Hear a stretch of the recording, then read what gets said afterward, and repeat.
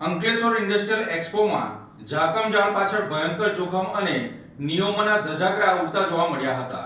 Ankleshwar industrial એક્સપોના ઝાકમઝાળ પાછળ ભયંકર જોખમ અને નિયમોના ધજાગરા ઉડતા જોવા મળ્યા હતા।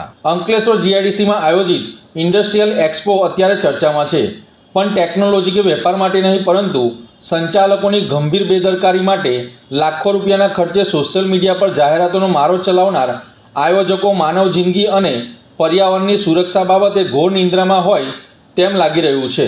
વિશાળકાય ડોમમાં 125થી વધુ સ્ટોલ ઊભા કરવામાં આવ્યા હતા અને હજારોની મેદની વચ્ચે સુરક્ષાના નામે માત્ર મીંડું જોવા મળ્યું હતું। નિયમ મુજબ દર 15 મીટરે ફાયર એક્ઝિક્યુટર એટલે કે ફાયરના જે બોટલ આવે છે તે લગાવવાના હોવા જોઈએ। તેના બદલે આખા ડોમમાં માત્ર 10થી 12 જેટલા જ બોટલો જોવા મળ્યા હતા। જો કોઈ દુર્ઘટના સર્જાય તો શું આટલી ઓછી વ્યવસ્થામાં હજારો મુલાકાતીઓના જીવ બચાવી શકાશે કે કેમ તે પણ એક સવાલ ઊભો થાય છે। માત્ર એક ફાયર ટેન્ડરના ભરોસે આટલું મોટું જોખમ કોને અને કયા કારણોસર લીધું તે પણ એક ચર્ચાનો વિષય બન્યો છે।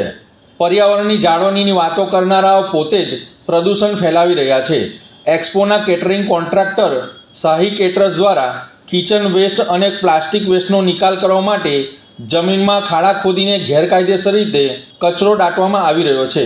જે જીઆઈડીસી પર્યાવરણ માટે આટલી કડક છે ત્યાં જ આટલી ખુલ્લેઆમ બેદરકારી જોવા મળી હતી। જાહેરાતો પાછળ લાખોનો ધુમાડો કરનાર સંચાલકોને માત્ર સ્ટોલ ભાડે આપી કમાણી કરવામાં જ રસ હોય તેવું સ્પષ્ટ દેખાઈ રહ્યું છે।